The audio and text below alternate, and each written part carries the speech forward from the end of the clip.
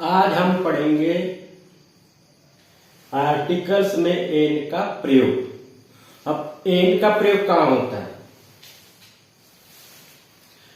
English का शब्द जिसका हिंदी में उच्चारण का पहला शब्द हिंदी का स्वर हो तो उसके आगे एन लगता है। देखो, इंग्लिश का शब्द जिसका उच्चारण का पहला शब्द हिंदी का स्वर हो तो उसके आगे एन लगेगा। जैसे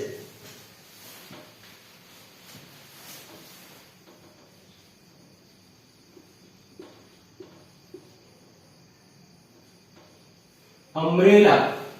अम्ब्रेला में इंग्लिश का स्वर है, ये स्वर नहीं है, लेकिन इसका उच्चारण क्या होगा? अम्ब्रेला। ये हिंदी का स्वर है, इसीलिए इसके आगे लगेगा एन, क्योंकि हिंदी का स्वर आ रहा पहला शब्द अम्ब्रेला। दूसरा ऑनेस्ट। क्या होगा इसका? ऑनेस्ट। ऑनेस्ट में आ हिंदी का स्वर है, इसीलिए इसके आगे लगेगा ए। अब जैसे ऑर्नामेंट। ऑर्नामेंट में आ हिंदी का स्वर है, ऑर्नामेंट में आ हिंदी का स्वर आ रहा है, इसलिए इसके आगे क्या लगेगा? ए।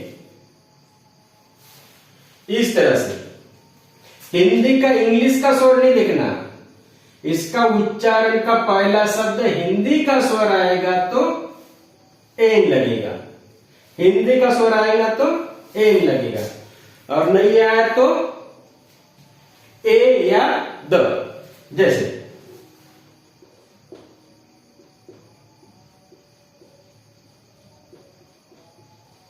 यूनिवर्सिटी, इसका क्या है?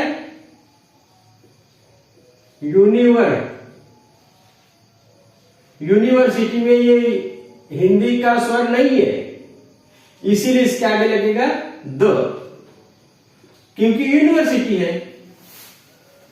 यूनिवर्सिटी नहीं होता और जिस वस्तु को गिन सकते थे तो ए लगता, ए लगता, पर यूनिवर्सिटी है और हिंदी का स्वर नहीं है, इसलिए द लगा।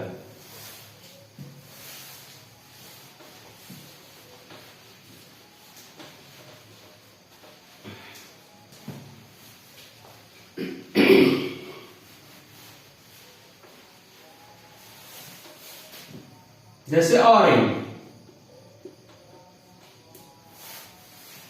एप्पल। इनको गिन सकते हैं, ऑरेंज को गिन सकते हैं, एप्पल को गिन सकते हैं, परंतु ऑरेंज का क्या हो गया? आ हिंदी का स्वर आ गया, इसीलिए लगेगा एन। एप्पल, एप्पल में ये हिंदी का स्वर आ गया, इसलिए क्या लगेगा? एन। मैंगो, मैंगो का क्या हो गया?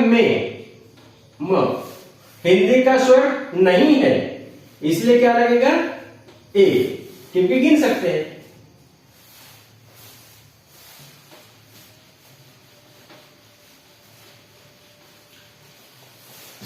ओके, समझ गए होंगे। कुछ जानकारी के लिए आप कांटेक्ट कर सकते हो